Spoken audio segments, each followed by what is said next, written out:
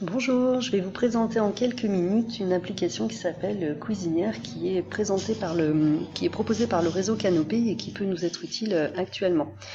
Et Cuisinière, c'est une application qui est entièrement en ligne, c'est-à-dire que les élèves n'ont pas besoin de charger quelque chose sur leur ordinateur, ils n'ont pas besoin de se créer un compte, ils vont simplement sur le site cuisinière.com et vous leur avez donné le code d'un exercice que vous avez envie qu'ils fassent. Côté enseignant, il faut se créer un compte, on accède ensuite à notre espace. Je voudrais faire un nouvel exercice pour mes élèves, je vais sur ajout d'un modèle et là vous voyez que tout est expliqué, en fait tout est très intuitif. Je vais rentrer le nom de mon exercice. Je peux proposer aux élèves de travailler sur un texte, je peux mettre du son pour les collègues de langue par exemple, de l'image, du dessin, des formules de mathématiques ou de la vidéo. Si j'insère une vidéo par exemple parce que je veux que les élèves travaillent dessus, je peux sélectionner une partie de la vidéo. J'insère un reportage, mais moi je veux qu'il travaille de la 3e minute à la 4e seulement, et donc ça va me couper juste ce qu'il me faut de ma vidéo. Donc j'insère ma vidéo, je vais ensuite poser par exemple une question sur cette vidéo, il suffit que j'ajoute le texte et ça va me poser une question. L'élève, je veux qu'il réponde, je vais faire un QCM pour qu'il me réponde, je clique sur QCM, etc. Vous voyez qu'à gauche, j'ai tout le déroulé de mon travail qui s'affiche, donc si je veux supprimer quelque chose, je peux intervertir, etc. C'est très simple, donc les élèves, ils peuvent répondre sous forme de texte, de son, d'image, de dessin, de texte à trous, de QCM ou en associant des paires. Une fois que j'aurai fini mon exercice, j'ai plus qu'à suivre la procédure. Alors je peux aussi, j'ai oublié de le dire, je peux aussi séparer plusieurs parties dans ce travail, qui est une première grande partie, une deuxième grande partie, etc. Une fois que j'aurai fait tout ça, je vais l'enregistrer et puis ça va me proposer certaines fonctionnalités que je vous expliquerai après. Du côté élève, donc ça va générer un code pour cet exercice. Je vais donner ce code via Pronote aux élèves. L'élève il rentre le code et puis il accède à l'exercice.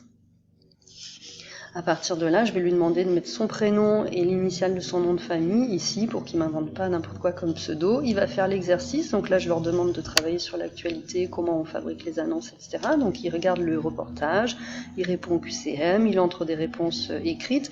Je peux même faire une rédaction, je vais leur donner un sujet, l'élève je lui demande du texte en réponse, rédaction par exemple, on travaille sur du texte, des paires qu'il faut associer en les déplaçant, etc. Une fois que l'élève a terminé son travail, il va simplement cliquer sur envoi de la copie. De mon côté, je vais aller dans la partie diffusion aux élèves et je vais voir un petit peu ce qui s'est passé. Lorsque j'ai enregistré mon travail, l'application m'a proposé une date butoir. Moi, j'ai demandé que ce travail soit fait avant le jeudi 19. Après, aucun élève ne pourra aller faire le travail. J'ai donné le code aujourd'hui aux élèves et je vois que j'ai récupéré 4 copies. Je peux d'ailleurs, à partir de ça, générer un QR code, si c'est plus simple pour aller accéder au travail. Je vais aller voir un petit peu ces copies de plus près. Bon, je vois que les élèves n'ont pas tous suivi la consigne d'écrire leur prénom et l'initiale de leur nom de famille. Mais Léa et Nora par exemple c'est ce qu'elle a fait. Je voudrais voir son travail et puis je voudrais la noter pour qu'elle puisse avoir la correction. Donc je vais avoir tout son travail qui va m'être proposé.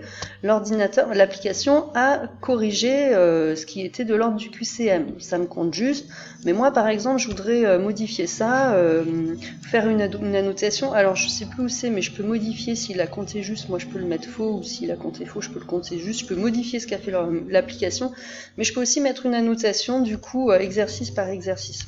Je peux également mettre une annotation globale pour la copie. À partir de là, la copie, elle va être visible par l'élève qui pourra tout simplement avec son code retourner en ligne, consulter sa copie corrigée.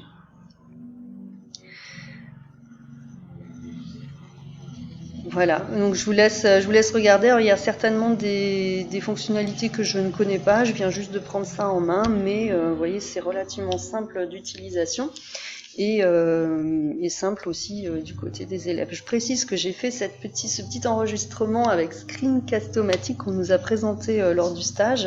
Je parle simplement avec un micro qui est un petit micro de casque de base que j'ai mis sur mon ordinateur qui est vraiment l'ordinateur de base, donc ça ne demande pas des choses très compliquées.